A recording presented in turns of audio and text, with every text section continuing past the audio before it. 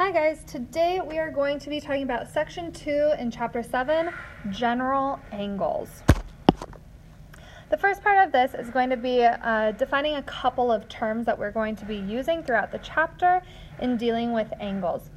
The first being terminal side, which is a rotated ray about the vertex, as you can see in the diagram. The initial side is the fixed ray on the positive x-axis. Next is our standard position, which is an angle whose vertex is at the origin and the initial side is the positive x-axis. So if we take a look at this diagram down here, we see our initial side on the positive x-axis. The nice thing about this and all of the angles that we're going to be using for this chapter, the positive x-axis will always be our initial side. So in any angle that we're drawing, we can always plot this first. And then our terminal side is going to be the part that rotates around the origin dependent on how many degrees we are rotating or what our angle is. And then standard position, we just want to make sure that vertex is at the origin, and that's all that means.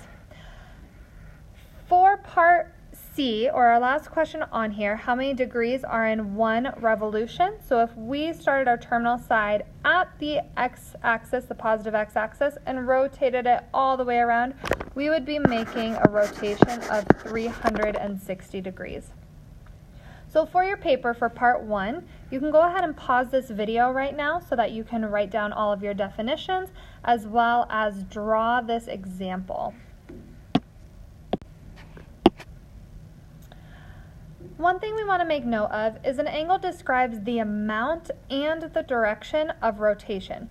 So for example, the angle 120 degrees, we have our initial side on the positive x-axis.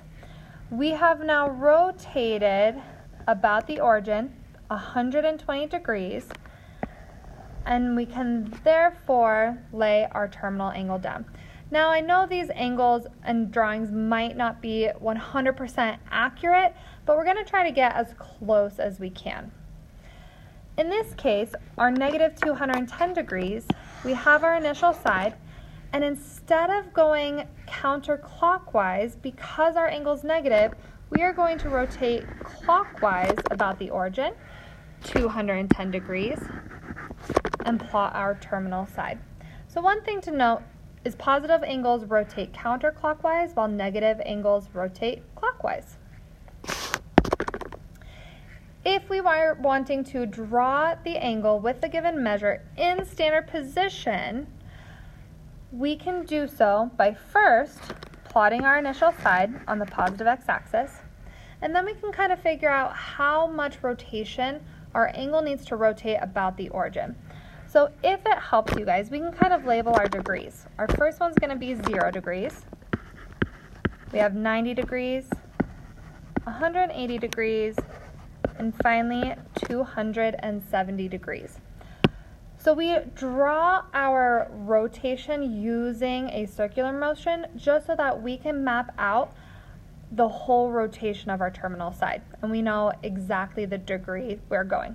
So if we start our initial side, we can go to 90 and we can definitely reach 180 degrees.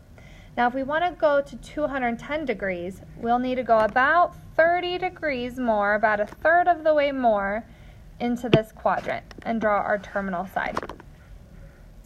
We can label our quadrants 1, 2, 3, and 4 in order to tell which quadrant our terminal side lies in. So our positive quadrant is going to be number 1. And then we're going to move around counterclockwise as if we are rotating with a positive angle. So we have quadrant 2, quadrant 3, and quadrant 4. Now what I would like for you to do is pause this video, and on your paper for number 2, try graphing 510 degrees and negative 45 degrees. Once you think you have found the graphs for these, resume the video and see if your answer was correct. Alright, now that you have drawn your two angles, go ahead and double check it with the two that I have drawn here. For the first one, 510 degrees is going to make one whole revolution around the vertex, which we can see right here. So we're starting at the initial side and we're coming around a full 360 degrees.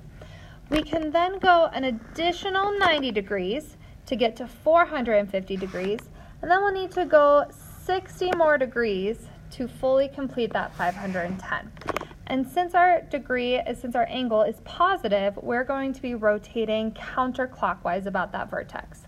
Now in our second example, we want to travel negative 45 degrees. Since it is negative, our rotation is going to be clockwise. This leads us into coterminal angles. So these are two angles in standard position are coterminal if their terminal sides coincide, which means they share the same side. If you notice in our problem beforehand, this 510 degrees, this is the same angle as 150 degrees. Now that would be a lot easier to graph or to double check that we're graphing this correct angle. So these two angles, because they would represent the same thing with our initial side as well as our terminal side, are called coterminal because their terminal sides line up. So back to this definition of coterminal angles. Coterminal angles can be found by adding or subtracting multiples of 360 degrees. So for example, we have our terminal side down here. And if we started just from the initial side straight up to the terminal side, in our example, that's going to be 60 degrees. However, if we took that 60 degrees and continued rotating and making an entire new rotation and even maybe another full rotation, we could get up to 780 degrees. And the graph of 780 degrees will be the exact same as the graph of 60 degrees. We can also look at this by traveling backwards. So if we went from the initial side and tried to find the negative degree representation of this, we would be taking 60 degrees, subtracting the 360 for the full rotation, and coming up with our negative 300 degrees. So these are three examples of angles that are coterminal with one another, because no matter how we graph them, the terminal side will always land on top of one another. So in order to find coterminal angles, all we have to do is add or subtract multiples of 360 degrees. So for example, if we were given negative 60 degrees and we wanted to find a positive coterminal, we could add 360 degrees. If we do that once, we end up with 300 degrees, which is a positive degree and therefore a positive coterminal angle. If we wanted to find a negative coterminal angle, we would subtract 360 degrees to get negative 420 degrees, which is a negative coterminal. Sometimes you might have to add or subtract 360 degrees multiple times to get to a positive or a negative coterminal angle. So what I would like you to do now is pause this video and try to find one positive angle and one negative angle that are coterminal with 495 degrees. Once you are finished, come back to this video to see if your answers are correct. Alright, go ahead and take a second to double check that you got your answers correct. One way to find a positive angle in this case is by subtracting 360 degrees from 495 to get 135 degrees, represented by the blue line in the drawing.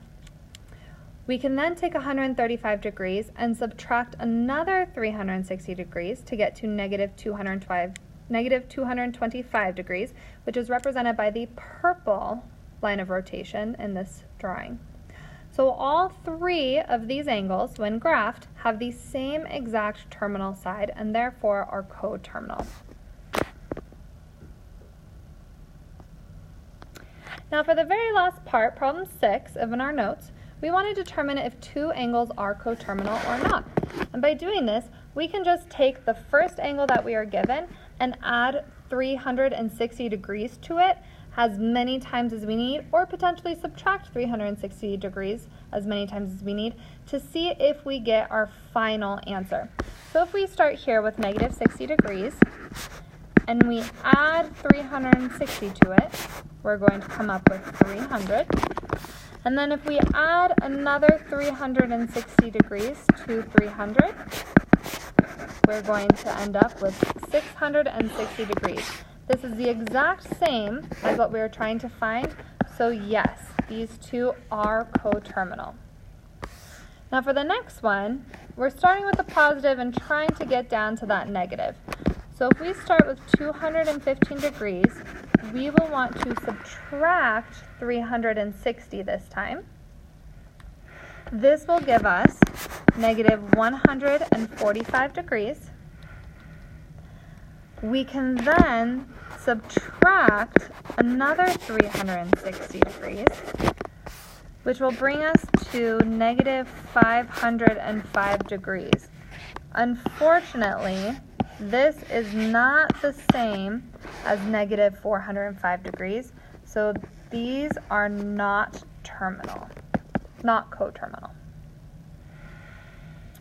Now, once you have finished these notes, make sure you have the worksheet for Section 2, Trigonometry General Angles, and complete the front side of that worksheet practicing graphing angles as well as finding coterminal angles. Have a great day.